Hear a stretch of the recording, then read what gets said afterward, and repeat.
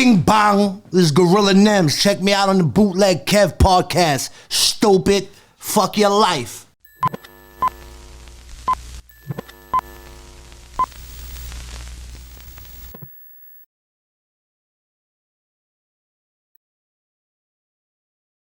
Bootleg Kev Podcast special guest, Coney Island's finest in here. Yo. Fuck your life. Bing bong. Fuck your life, man. Shout out to my guy Nems. It's good to see you, man. Likewise, bro. It's been a few years. I know. We got through the pandemic. Absolutely. You've been super active. Likewise. You had an interesting rap show last night where it was Brother Ali, Immortal Technique, yourself. Yeah. Who am I missing? Supernatural was there. Supernat. When I was a kid, the first time I saw Supernat, I freaked out.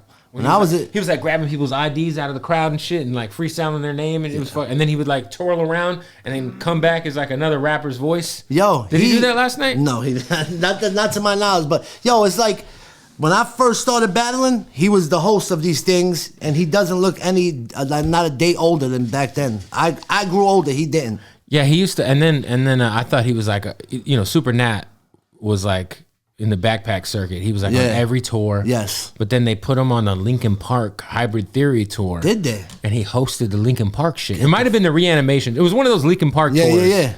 And I was like, Super Nat's about to cross over? Yo, that's crazy. Shout out Super Nat. Super Nat the legend, man. Yep. So what's up, man? What have you been up to other than obviously putting out a shit ton of music, selling a shit ton of merch, shitting on a shit ton of smokers in your neighborhood? That's right. Don't you ever disrespect. Yeah, we're working on a comedy tour. I'm bringing Gorilla Weekend to every city. Yo, remember where you heard it first, because I know, rappers ain't doing comedy. I'm going to make it one night I do a rap show, the next night I do a comedy show, and the third night I do a pop-up. Every city's going to have a Gorilla Weekend. Like when I released Congo in August, I had this thing called Gorilla Weekend because everything was shut down during the pandemic. So I said, you know what? I'm going to fucking shut down my block in Coney Island, put barricades up. I didn't get no permits, nothing. I'm going to have a flatbed truck pull up. I'm going to make that the stage, and I'm going to fucking perform joints off the album since we can't really get a venue right now. Wow. So I did that, sold the merch, and that was called Gorilla Day. And then now we're going to throw Gorilla Days in every city, any possible. We're working on that right now. Did you get fined or anything? Nope. I'm the mayor of Coney Island, man. This is true. Even the cops know. The cops buy merch from me. People be, yo, Nems, I got arrested by this fucking undercover wearing your hat. I was like, should've told him, fuck your life. Wow, the undercovers are wearing the... everybody wears this shit, man. Hey, it's crazy. Like Coney Island, outside of yourself, like I really can't think of like an artist that you could maybe educate me. Who was like another artist from Coney Island? Torre. Who's now doing radio? Yes. He was on Duck Down for a while? Yep. Yeah, okay. I didn't know he was from Coney Island. Shout out to him. There's not really that many because that's why I rep it so hard, man. And when I used to deal with Riggs Morales at Shady Records, I used to run up over there. He was like, yo, Nems, one of the best things you got going for you is you're from Brooklyn, but you're from a neighborhood in Brooklyn that nobody ever blew up out of yet. So you got, and even before that, everybody knows of Coney Island. They think of the rides. I just think of the rides, Yeah, of course. But when there's the rides. That's where Stephon Marbury's from, right? Yeah, Stephon Marbury. That's what I always think of. When I think of Coney Island, I think of Stephon Marbury's tattoo. Yeah. There's Stephon Marbury, Sebastian Telfair, and Lance Stevenson. Shout out to Lance Sebastian, but he facing some Fed charges right now. I was with him 2 nights ago. Is he okay? He's great. He's doing great. I saw all those names. I was like, Glenn Baby Davis? Damn. Yeah, I know, yo. I was like, fuck, insurance fraud? Yo, I was like, yo, back. He was like, yo. He's like, yo, minor setback for a major comeback. And my whole life I've known him. He's done nothing but... He played for my Suns for like one season. Yeah. He played for probably every team in the NBA. He might have. But no, he's one of my closest friends. He's one of my good friends, and he's gonna get through it, man. Just We were talking. You were saying how previously in your music you used to say the N-word. Yeah. For people who don't know, what is your racial makeup? I'm Puerto Rican and I'm Irish. My father, who was Irish, passed away when I was 4. Okay. You know what I'm saying? I've been around, but I'm in New York. That's how just people talk in general. Like even the white guys said, the Asian people. Right. When you grow up around in New York, there's no neighborhoods that's just one race. Mm-hmm. You live next door to it's a very, very diverse place. You live next door to somebody from Pakistan, and your next neighbor's from from China. Your next door other neighbor might be Dominican. Right. We're always like a melting pot. Mm-hmm. You know what I'm saying? And growing up, it was never even known that it was a racial thing. That just became part of our vernacular, how we speak to each other. And just growing up, it was never a problem until I started doing tours and going to other cities besides New York. And then I would see people, how they would react to me saying it. Because when you look at me, you might see different people see different things. People see me, I'm Puerto Rican. Some people see me, some people think I'm Russian. Some people think some people think I'm Arab. You know what I'm saying? Totally be like, yo, if you told me you were like, if I came through with the accent, you know, Armenian or something, I'd be like, yep. Absolutely. So depends on what you see. But if you look at me and see I'm white, then you would have a problem saying it. And you know, I'm not gonna go and tell everybody, yo, I'm from the hood. It's just, if you don't like it, say something. Nobody never said nothing to me in person. But as a man, and just I don't want to give people a shot of not liking me before they even hear me.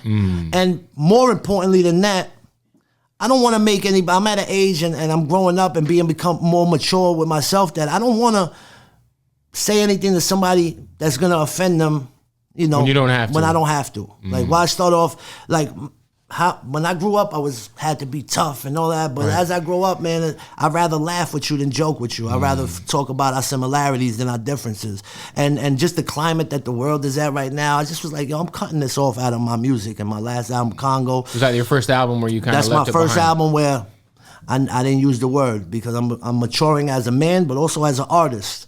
And that just is, for me personally, I don't have to say it. I have a vocabulary where I don't have to say it. Right. You know what I'm saying? I could kill verses and kill bars without having that in my music, and like, boom, it's done. That's dope, man. Yeah. Talk to me about Bing Bong and like how the Knicks remix came to be. And the Bing Bong stuff is You're a Knicks fan, obviously. Despite being from Brooklyn, you weren't one of these people who jumped ship to the Nets, because there's a lot of those guys. Nah, I'm a lifelong Knicks fan, but I'm also, if the Nets go to the playoffs, I'm rooting for them, because I'm Brooklyn all the way. Even though they're really the Jersey Nets. Right. Listen, they're Brooklyn now. They got Brooklyn in their name. If they win, I'm gonna root for them. Of course. But I'm a Knicks fan, and the Knicks been shit forever for the longest. Yeah.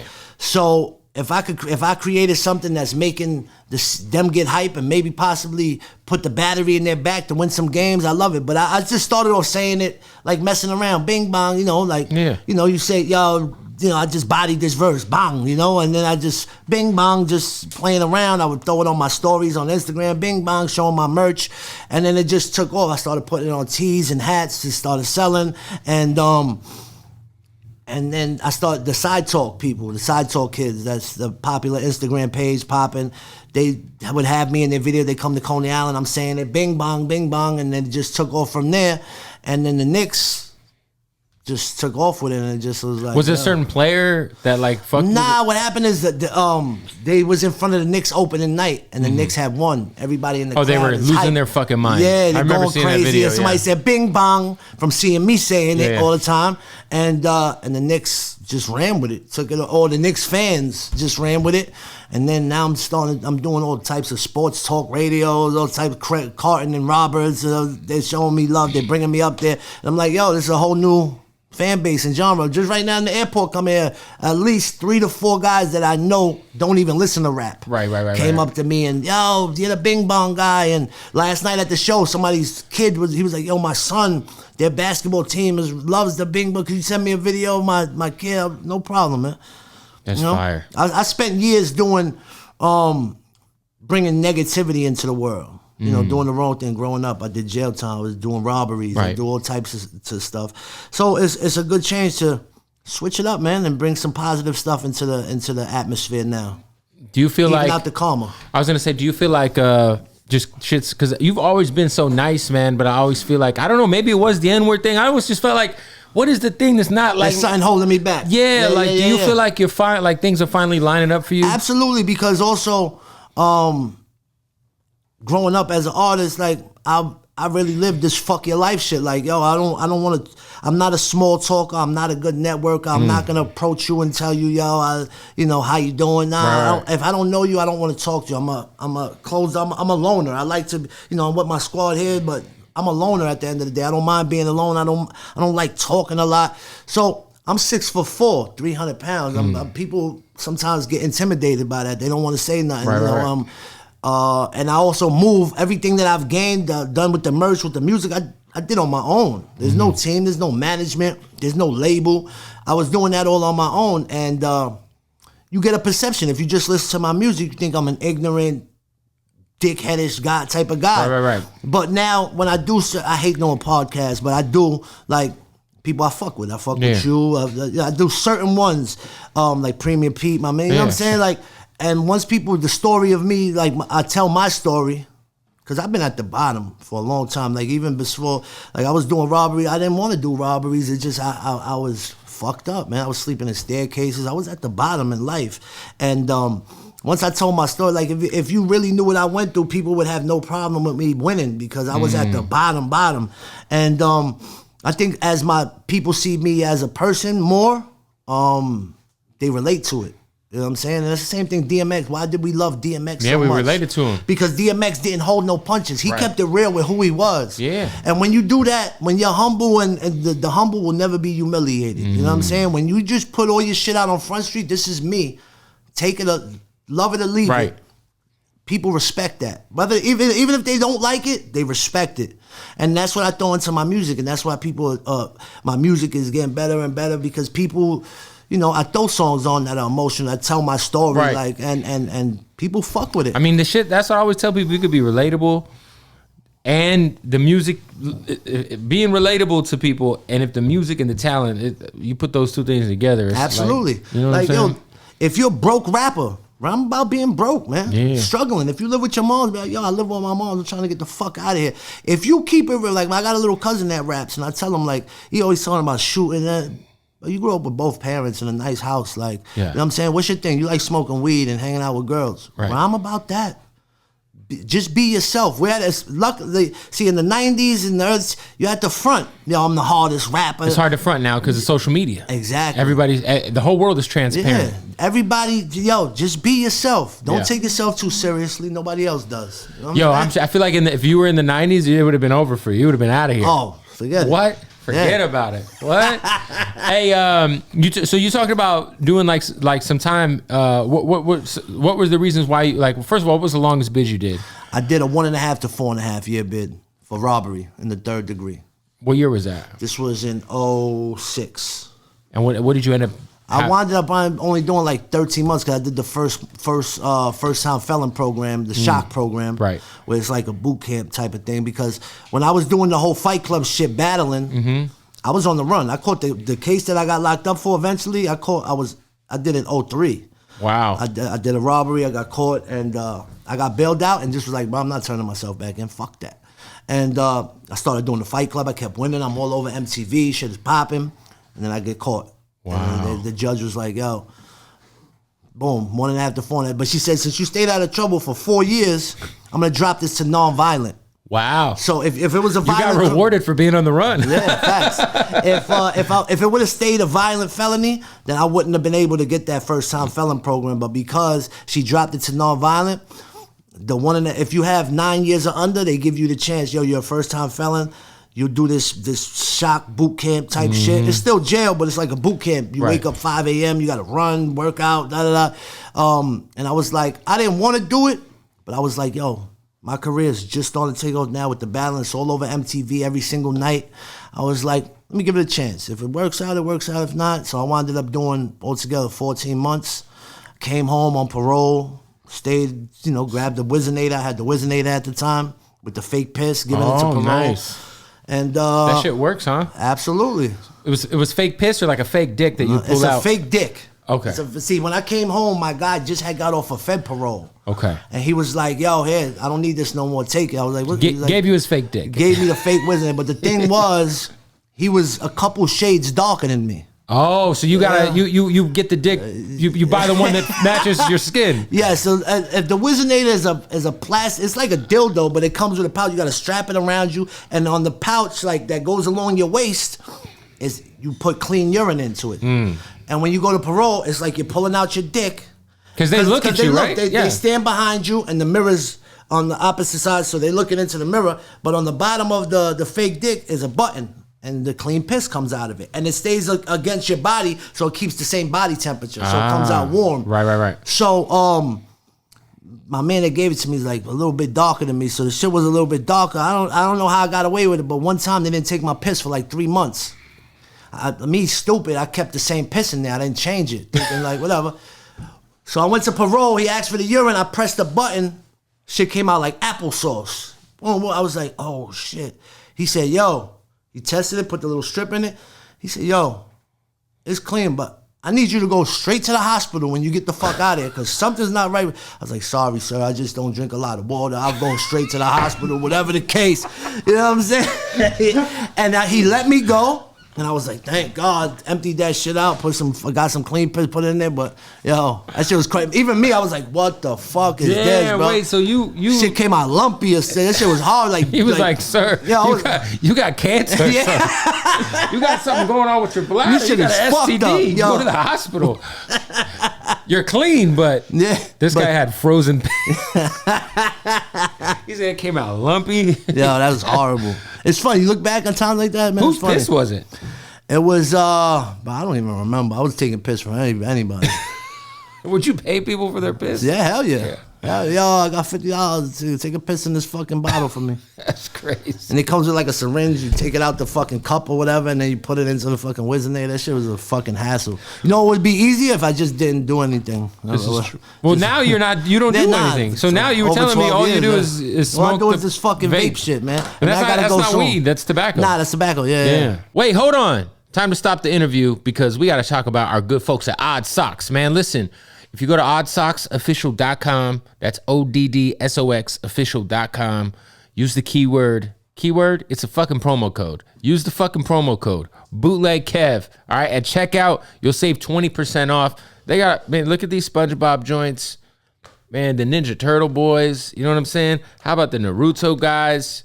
And then they got the new Odd Socks basics that are just like, they're just so fly, man. The tie-dye joints. They just, listen, man. Whatever you need, they got it. How about some half-baked boys? You know what I'm saying? Listen, the most comfortable socks, the most affordable socks, the best socks in the world, Odd Socks. So go to oddsocksofficial.com. Use that keyword. It's not a keyword. It's a fucking promo code. Fuck. Bootleg Kev at checkout. Save 20% off, man. Shout out to our family at Odd Socks. If you support us, go support them. That's crazy. Out of everything I did, man, like cigarettes have been the fucking hardest, but this vape shit, I'm smoking on the plane, chill out. You smoking on the plane? Yeah, fucking put it in my hoodie, like a real fucking fiend. What was like, was weed something that was weed hard? Was just like everything. I didn't smoke crack and I didn't shoot needles. Everything, and meth is not really on the East Coast, but everything else. You was participating in. Yeah. I was sniffing dope, like sniffing coke, taking Xanax before it was popular. Would you sniff heroin? Yeah. Oh shit! For a while, yeah. That brought me to the bottom, man. It was like, I never shot no needles though, like, and I never. So that was my thing in my head, like, man, I'm not shooting needles. I'm good. You know what I'm saying? Oh, heroin's like this. That's some serious shit to get off of. That was crazy, bro. How long were you doing heroin? Probably like 8 years. Fuck. And I did the Fight Club shit. All of that shit was fucked up. So you were I would go. I remember I went on a specific trip to Detroit to battle with Proof and all of that. I don't remember anything that happened on the trip. I didn't. If it wasn't recorded, I wouldn't even know I went there. Wow. When I first met Alchemist, I was like, yo, Al, nice to meet you. He was like, I've been fucking with you since we met in Detroit. I was like, damn, I don't even remember that. Wow. I don't even remember meeting one of my favorite producers. Razzcast, same thing. He was out there in Detroit judging the battle, and he was like, yo, I met you in fucking Detroit. I was like, bro, I don't even remember. I wasn't even knowing I was out there. I mean, 8 years is a long time. Yeah, because it wasn't just that. It was that, coke, and the Xanax just make you forget everything. Like, so by the end of the run, I was on... everything. I was on probably about 2 bundles of dope a day, 5 20s of coke, and about 5 Xanax every single day. It wasn't like I was working. You know what I'm saying? I would wake up every day like, yo, I got to go out and get this money, however means necessary, robbing, you know what I'm saying? Do you feel like you were working to keep your drug? Absolutely. I had a fucking $300-400 a day habit with no job, nothing. That's what people always say. If you have an addiction, I'm sure like you probably apply it to a sex addiction too. Like if you have any sort of addiction, You got to work on yourself. I'm constantly the work ethic to get high every day is crazy, exhausting, right? Exhausting. It's like, yeah, like imagine if like most people who had that work ethic to get high every day and still be semi like, exactly. They applied it to literally anything else. That's what I'm doing now. Did you ever smoke crack? Nah, never. No. Never. I want to know what crack feels like. Nah, I watched that shit. Franklin Saint when his girl. Oh yeah. She was hitting the crack pipe in the show. I said, shit, that shit looked like it's fire. But yeah, now I'm at the point where I've been clean for over 12 years already. That's so it's big, man. It's longer than when I was fucked up with. You know what I'm saying? What was like for you the breaking point where you were like, I gotta get this shit. Take care of this shit, man. I had like the Fight Club stuff was going on. I had a development deal with Shady Records. They was like, yo, Nems, we love your music, like, but you're going in and out of jail. Cause I would do, besides the main shit, I would do like little skid bids. Like I would go to Rikers for 2 weeks or Rikers for a month, come out. Yo, you're going in and out of jail. We take you to places. Sometimes you don't show up. When you do show up, you run outside, you rob people outside the studio. You're doing like, I was just like living crazy. Like, wow. Yeah. This is you never had any instance where you thought you might have overdosed or gotten close to it? That's a lot of drugs. God, like this is back then. It wasn't like the fentanyl shit now. Like, you know what I'm saying? It was different. And when I dealt with people I knew that I grew up with from Coney Island. You know what I'm saying? Like, and it wasn't like. Luckily, I didn't have to go through none of that. Was that getting off of the shit hard? Going through withdrawals and it was, but. The last year or two of my addiction, I was like, yo, I didn't want to do it. It was just more like a job. It was like, yo, if I'm ever able to stop doing this for a couple days where I'm not sick anymore, like I'm never gonna do this again. I'm so tired of living this lifestyle. But I also had given up on my dreams with the rap shit. Like I didn't care about nothing but getting high. Like, and then it just had like a moment of clarity one day. I was on like a 3-week run. Like I hadn't slept, I hadn't showered, none of that. And I was like, had like I don't know if it was psychosis or like an out of body experience where I was like, I could keep going how I'm going right now, and I'm gonna be dead, or I'm gonna be in jail the rest of my life from doing something stupid, or I could just stop right now and live my dreams. Like I had already given up on my dreams, and that night I went to my mother's house. She was living in Staten Island. I was in Coney Island at the time. I was like, yo, Ma, please, let me just stay at your house. She was like, nah, you can't. She been not letting me. Right. She knew you were on some shit. Yeah. She was, but she let me stay, and I just kept the wheels going. I stopped one day. 2, I had to go through it. And when I got through it, though, I never touched nothing again. Wow, man. Nothing. No, I had not a drink, not weed, nothing. So you've been totally sober for 12 years?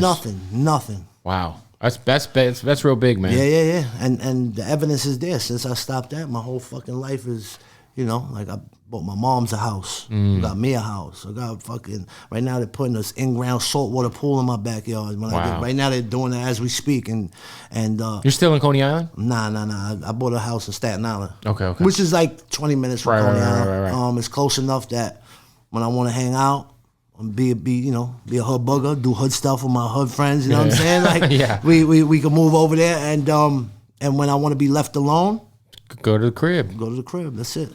I didn't know you had a developmental deal with Shady. Yeah. I was dealing with Riggs Morales, man. So that was my guy. Was that who kind of found you? Yeah, because he started the Fight Club. Nobody really knows that. He started the Fight Club, and so he was heavily involved with it. So he had like a front row seat to how you got down. Absolutely. He I still talk with Riggs to this day, man. He's always shown love and been in my corner, even like, you know, without being. Did you ever have any experience like meeting M or? M, I didn't meet. The rest of D12 fucked with heavy. I would go to Detroit on the regular. Bazaar would fly me out. Fucking Proof would fly me out. Rest in peace. All of them, McVeigh, Swifty.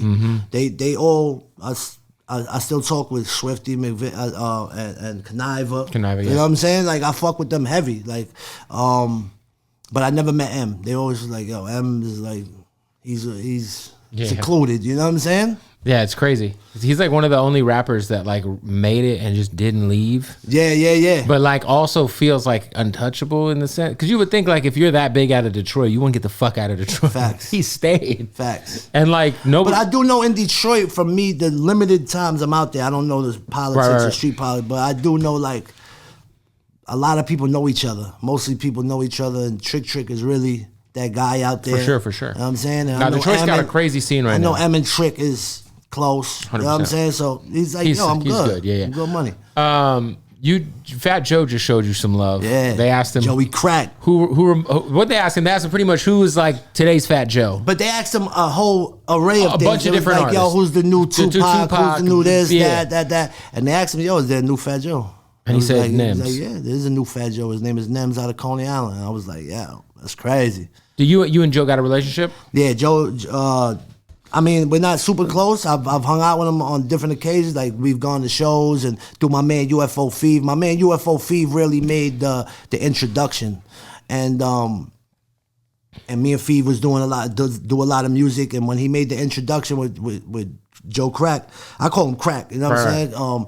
But when he made the introduction with Crack just showed me love automatically. And then from me being around him more, and he's seen how Mui follows me, you know, and he sees, we speak through the DMs, and even his team, like Uncle Dan and a couple of, they fuck with me, they show me mad love. So I guess from him observing and watching, and he had told me that before he said it on the TV. Like, he'd be like, yo, Nems, you remind me of me when I was younger, man. A couple times he told me that. But for him to say it on Rap City's first episode. Yeah, the first one. I didn't even know he was doing that. My phone just started blowing up. Like, yo, Fat Joe just said that. I said, yo, that's, I think, one of the only times in throughout this rap shit that I actually, like, almost, I didn't cry, but I almost shed a tear out of just pure. I grew up listening to Fat Joe. Big Pun's my favorite artist, especially being a Puerto Rican from New York. Like, they held it down. Like, especially in my era when they was them guys. Yeah.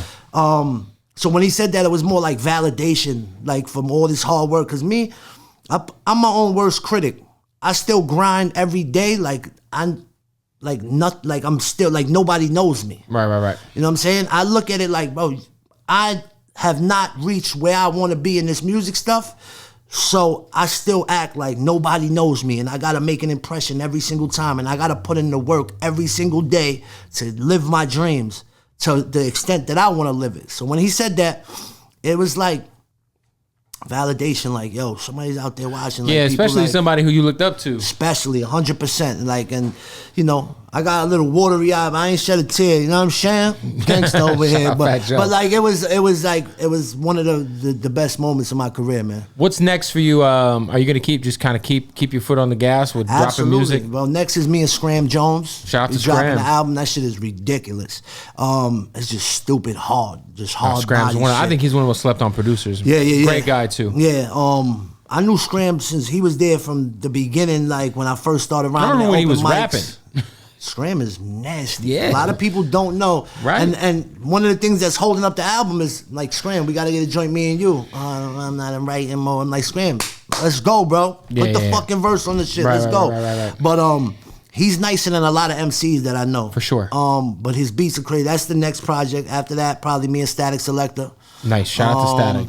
And then we just taking it from there. There it is, man. Yeah, man. Listen, Congo's out. Out right now. Fuck your life. Fuck your life. Is there any? Let me ask you this, because since the pandemic started, I feel like I always say this. Like, I feel like it helped with the bars. Absolutely. In terms of fans wanting that, or wanting more substance, or wanting more from music, because motherfuckers weren't in the club standing on couches popping bottles. So you saw Benny and Westside Gunn and Freddie Gibbs, all these people have the best years of their career. Royce the 5'9" was nominated for a Grammy. You know what I'm saying? Like, do you feel like that the pandemic helped kind of like correct the path that hip hop was on? Because it feels like absolutely, man, absolutely.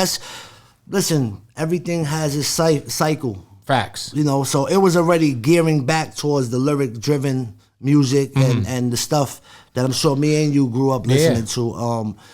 But the pandemic pushed it forward like a little, like made it rapidly and speed up the process. Yeah. And it's great. Great timing for you, man. I never stopped doing this type of music. Even when people were snapping their fingers, bouncing, I was always doing this type of music, man. And the people know that. And they respect the transparency. And when you fucking continuously do something, no matter what, if you show consistency and just keep at it, something's gonna happen out of it in a positive manner.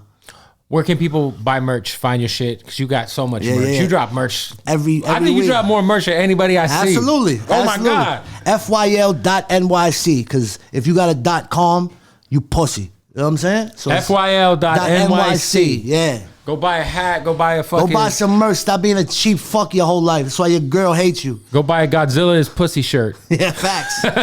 Gorilla shit. Boom. Bing bong.